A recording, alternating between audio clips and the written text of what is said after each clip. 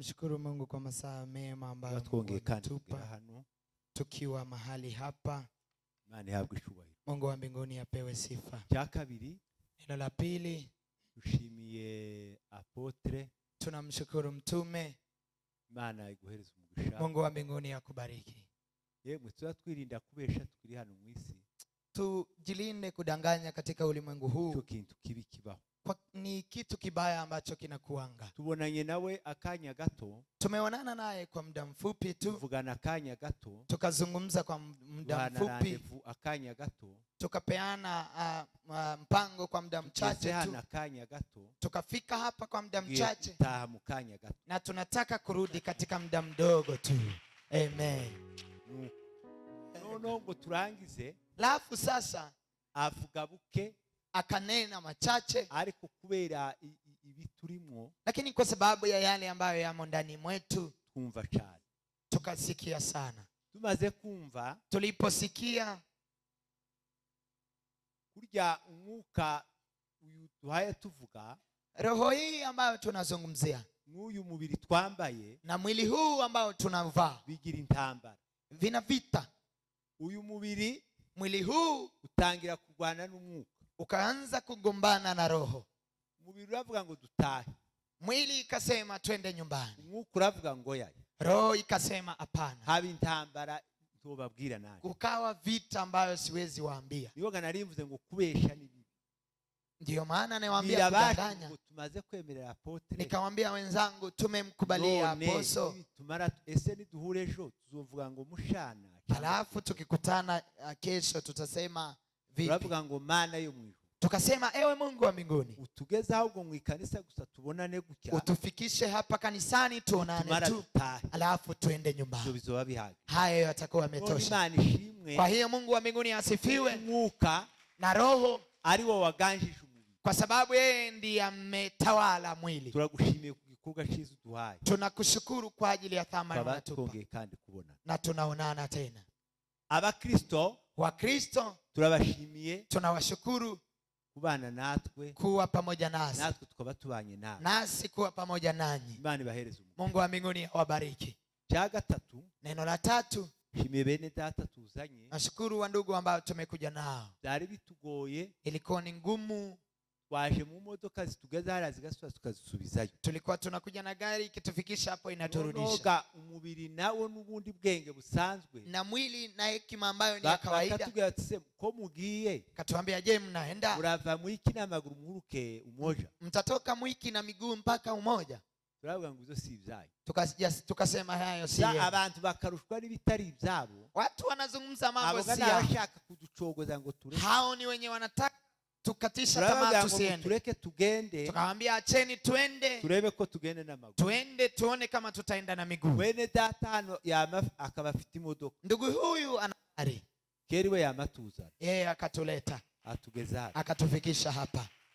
Kandi arasura tujana. Kugakera mwari mugiye kugira uruha muvuge ngo unaje kudusaba ifaranga. Mko mnadhani tumekuja kuwaomba pesa ataturudisha. Kera arasabye ngo tumuheze ifaranga tahari. Anaomba pesa ili arudi. Imodoka iravyagiye aha. Gari paki hapa. Nidusohoka kumwine turama tuyita. Tukitoka hapa sasa hapa hivi tutaingia kwa gari. Ariko kubera urukundo rwo muri Kristo. Lakini kwa sababu ya upendo wa ndani ya Kristo, nibwo rutumye tugera hapa. Ndiyo imesababisha tufike hapa. Kandi kubera ko dufite urwo rukundo. Tena kwa sababu tuna upendo huu. Abe nubwo twosaba apotre faranga. Ingalao tumuombe mtume pesa. Kubera urukundo dufite. Kwa sababu ya upendo ambao tuko naye. Yozidu. Anaweza kandi tupa. Kandi zitari zo kwishura. Na si ya kulipa. Abantu ariko Apollo. Abantu gabagakuna ngo amakredi yo kugura. Watu wanapenda deni ya nini? Imana niyo kredi. Mungu ndiye amelipia deni. Zose bizifite zose mu. Yote yanayo. Mungu anayo. Ko tubanye. Mungu asifiwe kwa sababu tuko pamoja. Muteguro w'Imana. Na ni kwa sababu ya mpango wa Pasaka ndimuzi kandi ko twagize ubukwano gasarani. Pasaka tena tulikuwa hapa. Ngo turangize kandi biradushabukira twamatuza hano. Na Pentecoste tena nimekuja. Kandi na Pentecoste tena tumekuja. Ihuriranye kandi n'ubukwe. Imekutana na harusi. None dore kandi tubaye. Alafu ona sasa tuko hapa. Arikimani. Mungu ni wa ajabu. narimvuze bene data, niko namesema ndugu zangu, mwene data hari Aimable, na ndugu Aimable, kandi namubwiye atarafite yo gahunda. Tena nilimwambia bila program, kubera abantu gukundana, lakini kwa sababu ya upendo, umve kuvuga uke amayiruka. Niliposema tu hivyo aliingia kwa gari, akazasigara namwe uniyute tugende, akamwambia harakisha tu, tugeze hano saa moja ibuze. Ndio maana tumefika hapa saa moja ilikuwa inakosa, tugiye gutaha nyine saa moja ija ko ku minota 40 na tutarudi saa moja na dakika. Ejo twariinga hebu tutaga tujega turuke ejo ninga tuzokore, na tuende nyumbani tupumzike, alafu Sunday tuanze kandi tuvuge Imana, tuseme Mungu. Umwuka yaraje, Roho wa Mungu amekuja, siko si ndio hivyo? Taraza none, alafu sasa umwuka yaraje kera. Roho wa Mungu amekuja tangu awali. Hari igipindi cy'Imana, kuna kipindi cha Mungu, akaba n'igipindi cy'umwana, na kipindi cha mwana, akaba n'igipindi cy'umwuka we, na kipindi cha Roho Mtakatifu. Kandi zo ni za ministeri zitatu. Tena hiyo ni minister tatu. Imana ministeri yayo, Mungu ministeri yake ni upendo. Mwana ministeri yayo, minister yake ubuntu, ni rehema, na ni ministeri y'umwuka, na minister ya Roho Mtakatifu nugushira hamwe, ni umoja. Umwuka hamagara abo mwise bose ngo bana bishorimwe n'umwongera bumwe. Iyo ni ministeri kera y'umukuruzo, hiyo ni minister, ukuvuga ngo niwe ubunyine uraturaririye, yeye kwa sasa anatufunika, asigaye guturika, ni lazima apasuke, uturikane nabera, upasuke pamoja wabo bazamura baje mu ijuru, na awapandishe waende mbinguni. Amazi uturikira babi, alafu upasukie wamoja, bama boroma baje muri jehanamu, waingie katika jehanamu. Mwuka waraje, Roho amekuja, Roho wa Mungu, Roho wa kweli, twakuhitaji mioyoni mwetu, tujaze nguvu kila mmoja kama ilivyo kwa wa mitume. Roho wa Mungu alishuka, amen, tewa kanena lugha mpya, ni hakika wa baba walipata ujasiri wajao, wa mama walipata ujasiri wajao.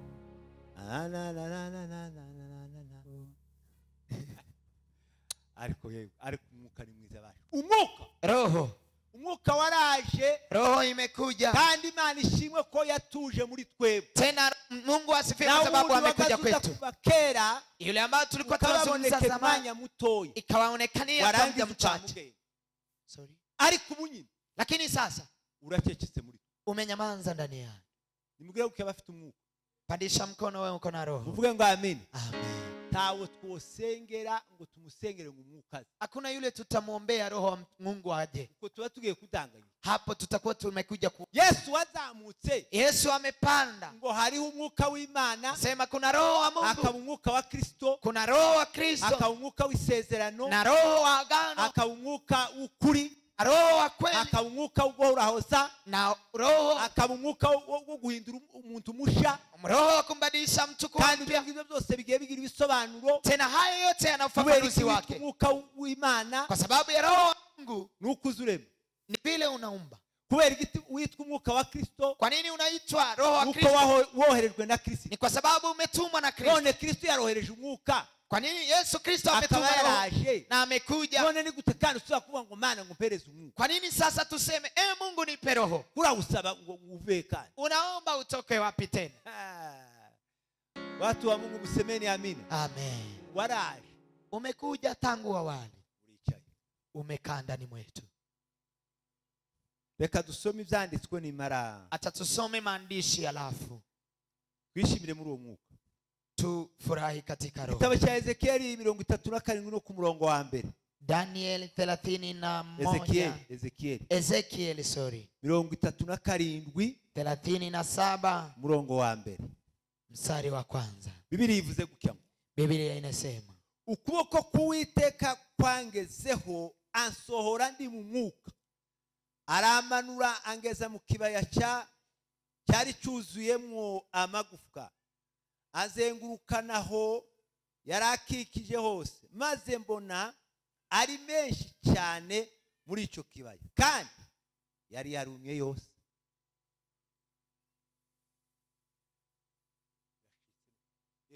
Amagufwa yari yarumye yose, mifupa ilikuwa ni mikavu.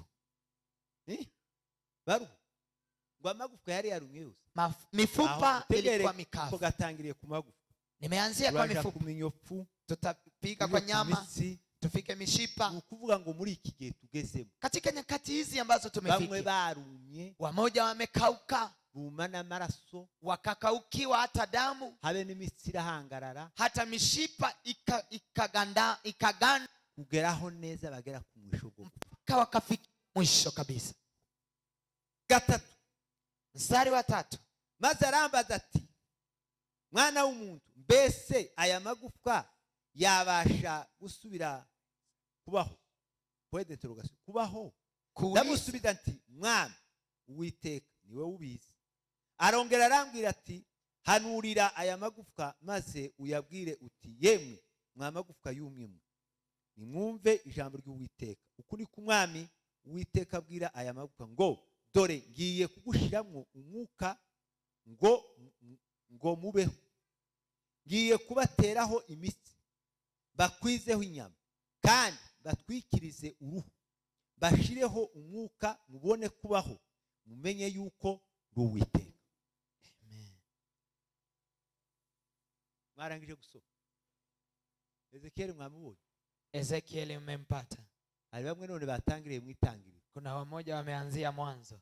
kugira ngo utangire mu itangiriro, ugere muri Kuva, ugere kuri Baki, kumukumbura Torati, ugere hehe, uzoje guruka mu bahanuzi bakuru, useruke kuri Ezekiel. Kuanzia mwanzo mpaka Ezekiel zoba tugeze Kayole, tutakuwa tumefika Kayole. Yo tuba tugeze, tutakuwa tumefika Kayole. Niba warangije Ezekiel, kama umemaliza Ezekiel, tufunge vitabu. Umwuka, roho ni umwuka, ni roho kama hivyo, ni Imana, ni Mungu. Imana na Mungu ni isi menye uko duteye nuko tugenda. Yeye ndiye anajua vile tulivyo na vile tutembea. Imana ni izi tuyobora. Mungu ndiye anatuongoza. Imana ni izi tuma tugenda. Mungu ndiye anasababisha twende. Imana ni izi tuma twumva. Mungu ndiye anasababisha tusikize. Imana ni izi tuma turya. Mungu ndiye anasababisha tule. Imana ni izi tuma dukora. Anasababisha tufanye. Imana ni izi tuma tubyina. Mungu ndiye anasababisha tucheze. Imana ni izi tuma turirimba. Mungu ndiye anasababisha tuimbe. Imana ni izi tuma dukora ikintu. Mungu ndiye anasababisha tutende mambo yote tunayotenda. Mungu huyo sasa ni wo mwuka, ndiye roho, kandi uwo mwuka tena roho huyo ni utumye tubaho, ndiye anasababisha tuishi. iyo mwuka uvuyeho, roho ikitoka, bikurya baza bavuga ngo vivyo hivyo wanasema yapfuye ahagaze, amekufa mzima mzima. Seba kecho wazee ako gatereme, neno hilo bagaza bavuga ngo yapfuye ahagaze, nasema mtu amekufa mzima. Umeze gupfa gutya, ni hivi nasimama hivi nakufa hivi nikisimama.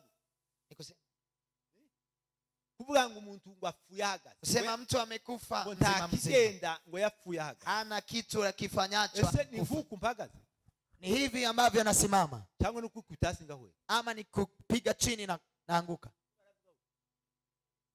Ni imiterere, imirimo ye, ni matendo yake. Nimba ari mukuru, kama ni mkubwa, agakora utuntu tumwe twagito turi nkutwaba, anatenda vitendo vya watoto. Ni kubu nyine gahantu tugeze, ni kama vile mahali tumefikia. Umuntu w'imyaka 70, mtu wa miaka 70 ari mu kwambara agahuzu k'imyaka 70, anavaa nguo ya mtoto wa miaka 20, ko yapfuye ahagaze. Huyo amekufa mzima mzima, nta muntu urimo, si mtu huyo. Siko ni hivyo. None nkanje kama hivi mimi kwa miaka na mara nkambara agashati kajya kanwinze cyane ku Mungu wanje w'imyaka 15, navaa kashati ambacho ni kakijana wangu wa miaka 15, mfite 52, nikiwa na 52, ni miaka 15 na miaka 15. Mtu huyo iko sambamba. Si mnasikia nimekufa mzima mzima? Hiyo ndio kukufa mtu mzima mzima. Kama umefikia hapo, wewe umetembea lakini umekufa. No, Biblia alafu Biblia ikavuga ngo umwuka nasema roho, umwuka ni utuma duhagarara, roho ndiye anasababisha tusimame, ariko umwuka ntuzupfa ngo dupfe duhagaze. lakini roho haisababishe tufe mzima mzima. Abagabo, roho inatubadilisha kuwa wanaume, inatubadilisha kuwa wenye uzima, roho inatubadilisha kuwa wazima, watu wenye hekima, watu ambao wanatembea vizuri, roho inatubadilisha kuwa watu ambao wanavaa vizuri, roho atusikie. Amen. Ni Mungu mkamilifu. Vile unavyovaa uzumenya ngo wapfuye uhagaze, jua umekufa uzima mzima. Niko Biblia ivuga. Vivyo hivyo Biblia inasema. Kuko iyo umuntu afite Imana, kwa sababu mtu akiwa na Mungu, ari wo mwuka, ari wo muyobozi wawe, na ndiyo roho na ndiye kiongozi wetu, ukora ibintu by'amafuti. Ukweli huwezi fanya makosa, uzukora ibintu by'ukuri, kwa sababu unatenda mambo ya ukweli, umwuka ukuri, kwa sababu ni roho wa ukweli, kandi akaba ari umwuka udutinyura, na ni roho ambayo anasababisha tuwe wenye nguvu, haiwezi fanya makosa. Umwuka ukura turimo, roho wa ukweli akiwa ndani yetu, hatuwezi tembea kwa ukura turimo, na roho wa Mungu akiwa ndani yetu, hatuwezi tembea tukiwa wapofu, na roho wa Mungu akiwa ndani yetu. Inasababisha watu unaenda wakitembea tembea, ni kwa sababu hawana roho wa ukweli ndani mwao, hawana Mungu ndani mwao. Lakini Mungu ni roho, na wale wamuombao wanamuomba wapi? Katika ukweli na roho. Hano ubuno buhanuzi, katika unabii huu Ezekiel abwirwa ashaka kubwira ubwoko bwabo, alikuwa anataka kuambiwa uko wao, Imana ishaka kumwereka, Mungu akataka kumuonesha, yamubwira ngo manuka, akamwambia shuka. Mvuge ngo amen. Amen. Mvuge ngo amen. Semeni amen. Mungu Baba, Mungu Mwana, Mungu Roho Mtakatifu, anijaze na upendo wake, katende kazi yake. Mungu Baba, Mungu Mwana, Mungu Roho Mtakatifu, anijaze na upendo wake, katende kazi yake. Amen. Kuvuga ngo umwuka ni kusema Roho Mtakatifu huwezi mtosha, ariko Imana ishimwe kuko umwuka dusohoye mu bukwe, lakini sababu Mungu asifiwe kwa sababu roho umesohoka, yamye dusohora mu bukwe, akatutoa katika harusi, akatuambia shuka, turamanutse, tukashuka. Uiteka we turumvishe ga turamanutse, tumesikia tukashuka. Umwuka abwira Ezekiel, roho akamwambia Ezekiel, manuka, shuka. Aramanuka, akashuka, agera mu kibaya, akashuka katika bonde. Alimwambia ngo reba, akamwambia angalia vizuri, witegereze neza, angalia vizuri. Warabana umuntu, unaona umuntu afa, mtu anakufa, ariko ntamenye ko yapfuye, lakini asijue amekufa, akamenya ko wapfuye, na roho anajua wewe umekufa, tena na wewe ni mifupa. Umwuka ukakwitegereza ukabona warapfuye, roho anakuchunguza anaona umekufa, ukareba ukabona na magufwa gusa, alafu anakuona anakuta ni mifupa tu. Bagiye kuja kwitegereza, alipochunguza sana magufwa menshi cyane, akaona ni mifupa kabisa, kandi ukoga n'abantu, na ni watu, aboga n'abantu, watu hao babitegereje ukabona na magufwa. Alipoangalia vizuri akaona ni mifupa. Barasara mubwiye ngo ese none, akamuuliza je, none nokora iki, naweza fanya nini? Uwiteka aramubwiye ngo icyo wokora, Mwenyezi Mungu akamwambia kila kitu utafanya, ni mimi nitakufanya. Gukoreshwa ni umuntu gusa, si mtu atakutumia, bali ni mimi nitakutumia, nitakuambia la kufanya. Sasa umwuka w'Imana, roho wa Mungu agiye kutubwira icyo turi bukore, anataka kutuambia kile ambacho tutatenda katika maisha yako. Witegura umwuka w'Imana, andaa roho wa Mungu kubwira muri uyu mugoroba kile atakachokuambia jioni ya leo. Kama kukuambia fanya hivi, fanya vile roho amekuambia, acha kufanya vile mawazo yako yamekuambia. Ubwenge bw'umuntu, hekima ya mwanadamu, mwe Satani azairuka, hiyo ndio shetani anakimbilia. Murudu kumwese mwicaye hano, vile mmekaa hapa, ukuri ukuri mwese ntimura, nyote hamko hapa, kandi mureke kubesha, mwese kudanganya, nyote hamko hapa, ukuwicha kureka urahaguka, nyote hamko hapa. Ubwenge bwawe aho buri, hekima yako mahali sinobubona, siwezi ona. Ihene nizi toroka cyane, mbuzi ndio inatoroka sana, cyangwa inka, ama ng'ombe.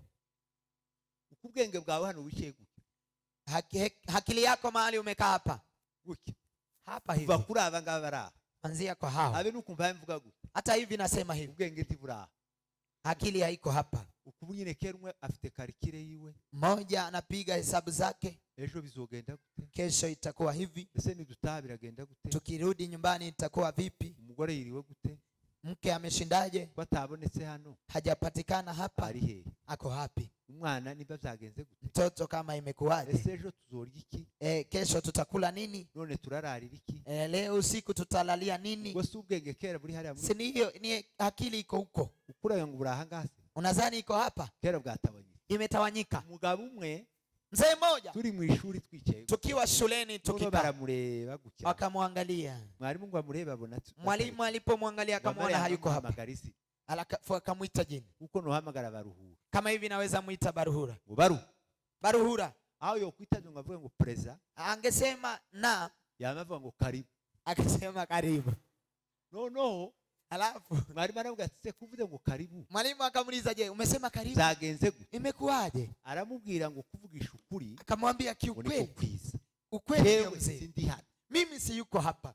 Naguze inka, nimenunua ngombe, ndagurisha Bujimayi, ninauza Bujimayi, zimwe zahombye, zimoja zimefyasirika, zingine zimefaidika. Wumva igitangara. Sikia sasa maajabu. Amekaa shuleni kama hivi.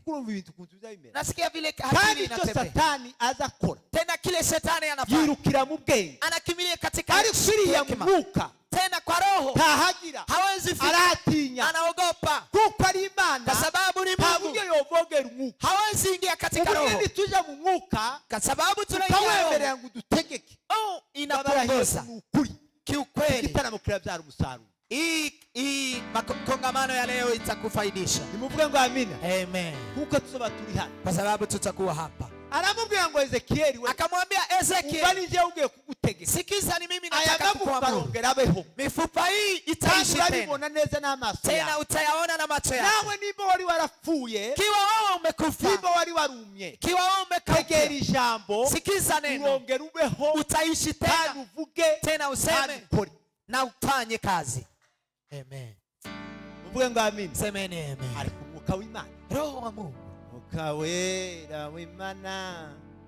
Manuke robo. Bomba. Nana. Nuzura koresha. Wera w'Imana. Manuke robo. Bari bagiye baririmba ngo abamanuke.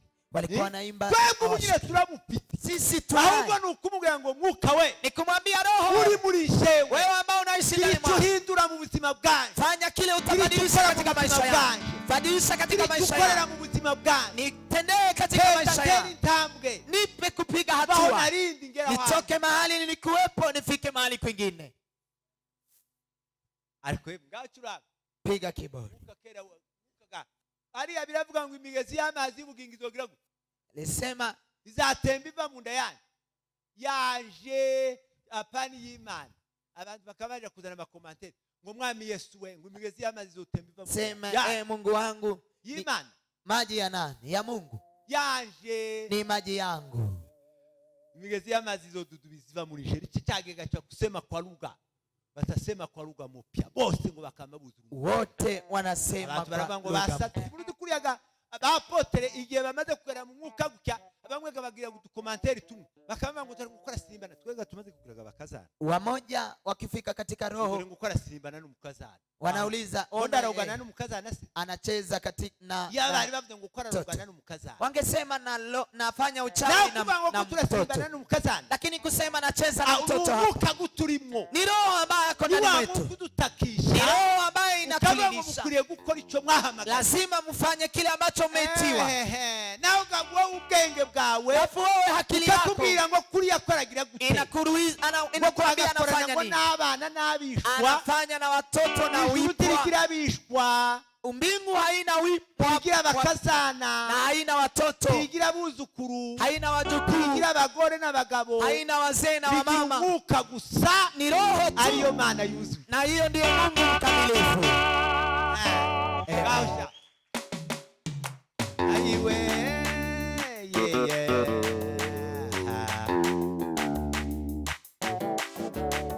Mana we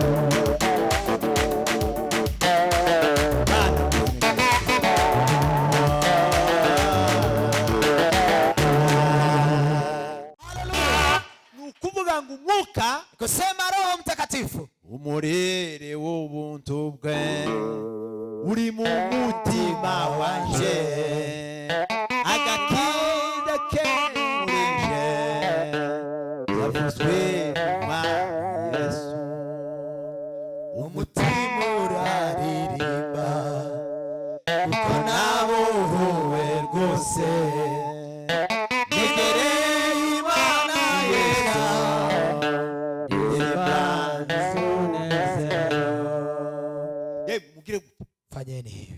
negere umwami Yesu irimana umunezero. Takini cyo twegereza Yesu, hakuna kingine kitakukaribisha Yesu ukiwa ndani ya Roho Mtakatifu. Hiyo tu. Aramubwira ngo byokongera bakabaho, akamwambia wataishi none ngiye kugutegeka, kwa hiyo nataka kukuamuru umuyaga gusa wewe puliza tu. Akapuliza. Iyo umvishe gutya, iyo umvishe umwuka gutya waje neza, ukisikia Roho Mtakatifu amekuja kabisa, ibyo kurya biza biryo, hata chakula inakuwa tamu. Iyo umvishe gusa umwuka urahinze muri wewe, ukisikia Roho Mtakatifu ako ndani mwako, ibimenyetso nkabinga, ina ishara kama ngapi? wale waona mtu alira atapfuye, unaona mtu analia bila kufiwa, hicho ni kimenyetso kimwe cy'umwuka. Hicho ni ishara moja ya Roho Mtakatifu. Roho umekutikisa vizuri. Ya pili, ugahinda igitengo kandi utarwaye malaria, unaanza kutetemeka na ujagonjwa malaria. Icya gatatu, La tatu, ugatangira kwamiza kandi utari umusazi. Unaanza kupiga nduru na wewe si msazi. Ngombe kumureka mutange haleluya kazingana. Unasema acha nipige haleluya kama. Kicho ni kimenyetso cy'umwuka. Hiyo ni ishara ya Roho. Ikindi kandi, kingine tena, ngomureke mbe kuvuga kuri ruga nkakanga. Anamwambia acha niseme kwa ndimi kidogo. Hiyo Kimenyetso cy'umwuka. Hiyo ni ishara ya Roho Mtakatifu. Wahinze muri wewe. Wewe unasikia indo ndani mwako. Yananutse. Inaanza kukunganisha. Wafundure marema ya magufwa yumye. Inaunda mifupa ambayo ni mikavu. Iishi tena na ipumue. Iyo mtu yamaze kumva umwuka neza. Mtu akijaa Roho Mtakatifu vizuri, anapumua. Abandi bakumva guhumeka kwao. Wengine wanasikia pumzi yako. Abandi bakumva apeti yao. Wewe unasema watu wanasikia ni sana. Lakini ukikauka, tapetugira, hauna appetite, humeka kwizuba. Wewe haupumui. Bamara aramubwira ngo bahumekeremo. Akamwambia wewe pumua. Barongera kandi babeho. Wataishi tena. Aravuga ngo tegeka. Akamwambia amuru. Arategeka ngo mwamagufwa. Akamuru mifupa nyinyi. Kandi mwongere muishi tena. Iminyofu nizibaje. Nyama ije ingie. Nimisi nayo nije yunge kandi. Mishipa nayo ingie tena. Boni mamara kandi mubeho kandi. Alafu muishi tena. Ngo abikoze gutyo. Alipofanya hivyo, ngo Uwiteka ko ariko yamutegetse. Kama vile Mwenyezi Mungu amemwamuru. Kamari gurukagu. Mfupa inakimbia inaingia kwa mfupa mwingine mwenzake.